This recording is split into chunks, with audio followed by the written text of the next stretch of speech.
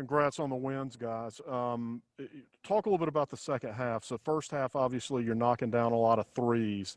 Second half, it looked like you came out much more intentional about getting to the rim. You were at the free throw line a lot. What did you guys talk about in the halftime locker room that kind of came out in that second half offensive plan? Nothing really changed. It was just keep attacking. First half, like you said, we was just hitting shots. So we're gonna keep shooting them if we're knocking them down. And second half, we took what the defense gave us. So we continued to we started to see lanes open up. We went to the hole and we was able to convert at the rim and finish around the rim and make free throws. You guys also used defense to create some offense in that second half, especially getting in the passing lanes, help defense coming down, getting the guy with the dribble. What were you doing defensively that kind of caught fire in the second half and created some of those turnovers? I think it was just being aggressive on the ball, getting our hands in passing lanes. And, we got a lot of deflections by doing that and a lot of steals by doing that. So I think that helped us a lot today.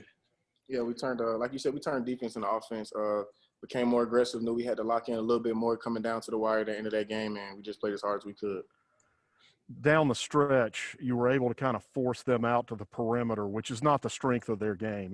They're really an in the paint kind of team.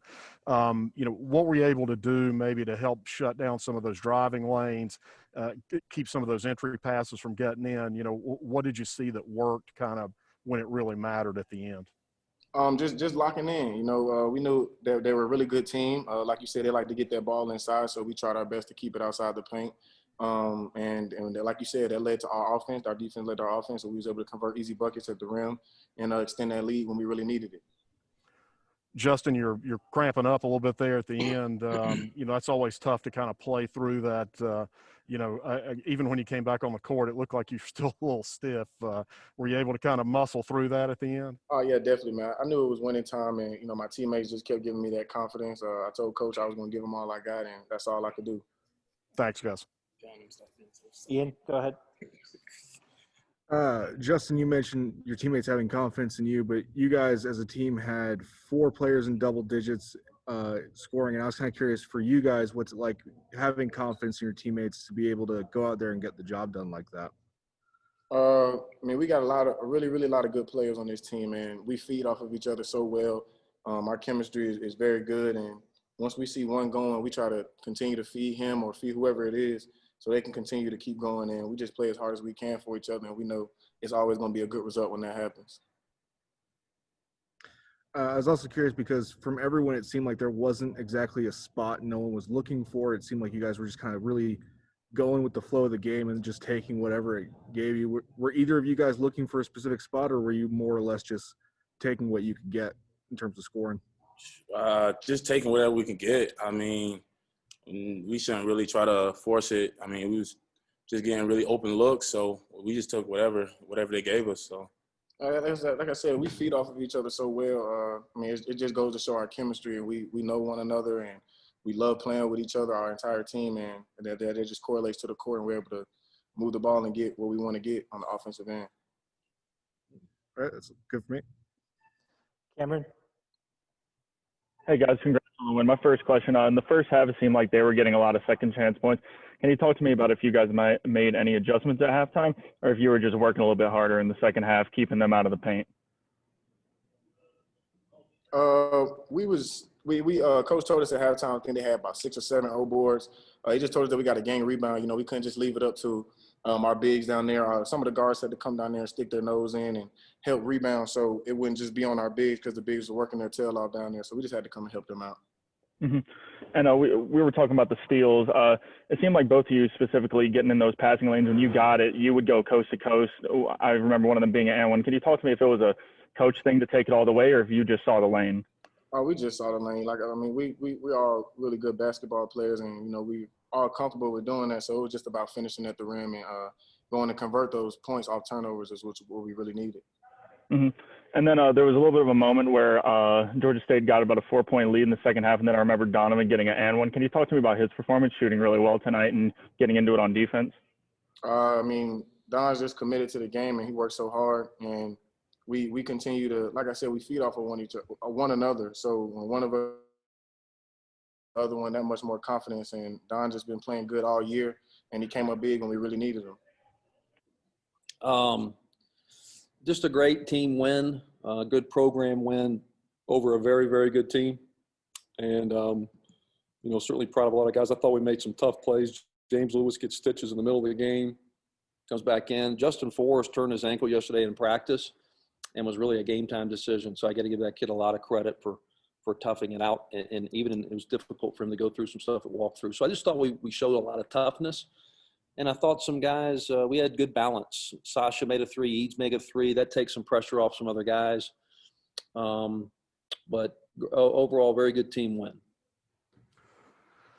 Dustin, when you came out of the halftime locker room, and the guys said it really wasn't necessarily intentional, but it seemed like you guys were really committed to attacking below the free throw line, getting to the rim more. It got you to the free throw line a lot. Points in the paint went from 6 in the first half to 18 in the second half. And then, of course, you were at the free throw line a lot more. Was there anything intentional to that, or was it just what Georgia State was giving you?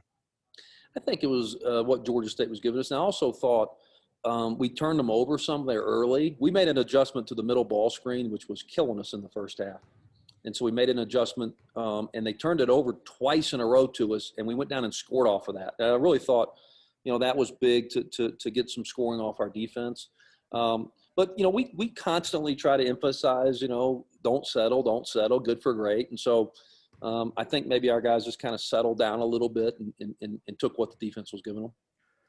One of the things I noticed in the second half was, Donovan's always been able to do this, but you matched him up with a couple of their bigs on the floor. And even though he's got a size disadvantage, he plays a lot bigger than he is.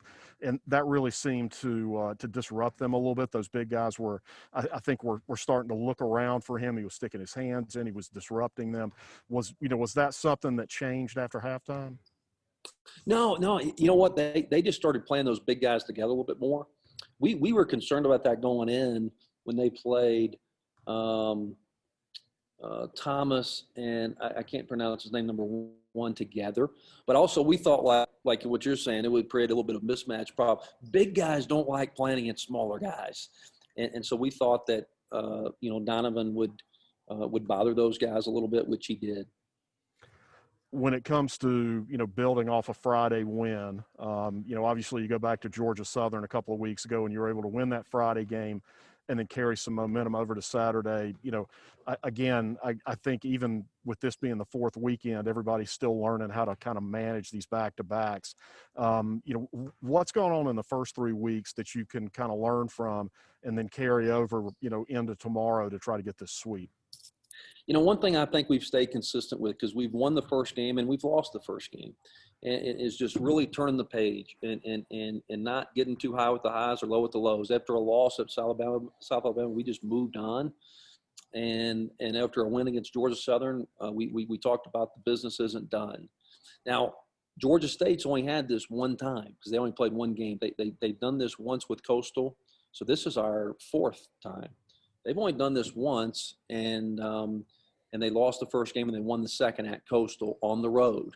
And so I will definitely make a point to our team that this team has done that, and we've got to come out with the same edge and intensity we did today. We got to turn the page, win or lose, and the celebrating stops at midnight tonight. Thanks, Dustin. Ian?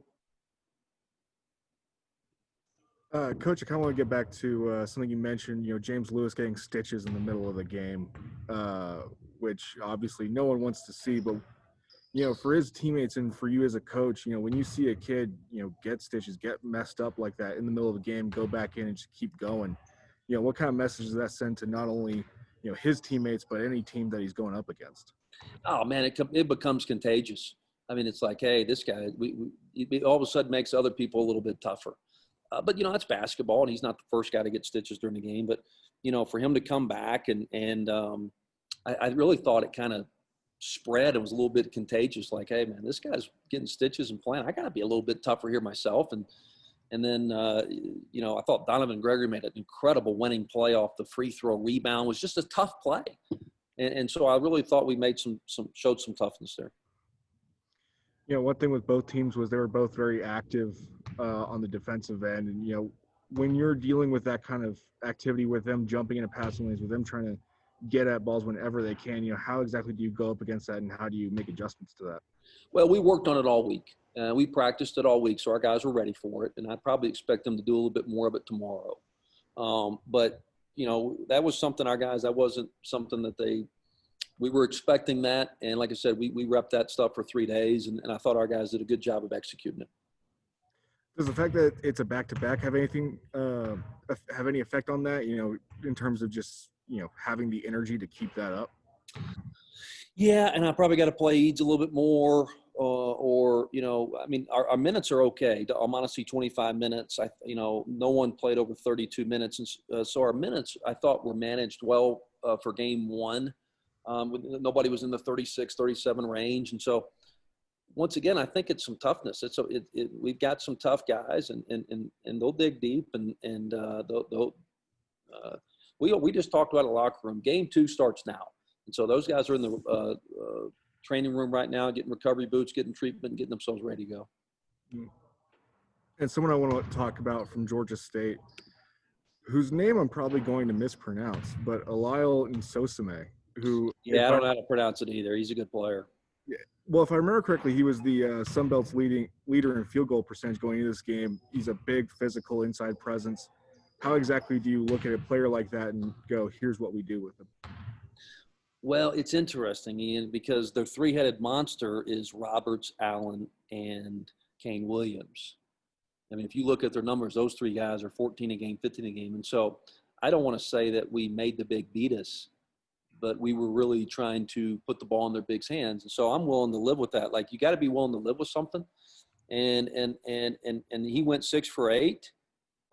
But Roberts 4 for 9, Corey Allen 4 for 11, Kane Williams 5 for 10. Those are not typical numbers for those guys. And so if we put less focus on those guards, they're going to do even more damage. And so it's kind of a double-edged sword, but we wanted their bigs to shoot more than their guards. And so they did, but we came out with a win. You got to be, what are you willing to give up? We were willing to give up their bigs trying to score. That's all I got. Cameron? Hey, Coach, you talked about how Michael Eads hit a 3, Sasha hit a 3. It was like right about that, few minutes left in the first half. They hit it when I believe you guys were down 7. Can you talk to me about the effect that had going into halftime, having those guys step up? Huge. 2 freshmen, true freshmen stepping up there. And it just takes pressure off of Almonacci. It takes pressure off of Forrest. It takes pressure off of Donavan, Delph. And so those guys are talented players. CJ Huntley's definitely capable of it, and so is Duhart. But those guys giving us a lift off the bench was huge. And so they're very capable, and we continue to need that. I mean, last game at South Alabama, Eads had 11 points in the first half. Massive when you kind of takes the pressure off the other guys to score. Makes the other guys a little bit more loose and free instead of, so pressure. So those guys they're very capable, and I'm very excited for those guys to get minutes in a meaningful big game. Mm-hmm. And then in the first half, I believe it was 18-7 in the rebounding battle. And then in the second half, you guys seemed to be a lot tougher. You talked about, Ian talked about how James Lewis got those stitches, and that kind of had a contagious impact on the game. So can you talk to me about that and how it twisted in the rebounding game, how y'all took the edge there in the second half? Well, we talked about it at halftime. We talked all week about gang rebounding. All 5 guys got to do it. They're Sosami and I don't know if that's right, and Jalen Thomas, they get majority of the rebounds. But their guards don't quite rebound great. And so we talked about really, our guards getting down and helping our bigs rebound. And yeah, it was a toughness deal. I mean, I think they missed some shots there, which there's obviously more opportunities for rebounds. But, I just thought we kind of locked in. We talked this week about focus, and being tough. This is a tough physical team, man. They're good. And they can score. I mean, they average 10 threes a game, average. And so holding them before, we defended the 3-point line really, really well. Okay, thank you. Hey, thank you guys. Shoot, I'm sorry. I just walked right past you. I didn't realize you guys were here. I would have came up and said hello or had a beer at some point. But thank you guys, and we'll see you tomorrow. You have a good one. Thanks. Thanks, everybody.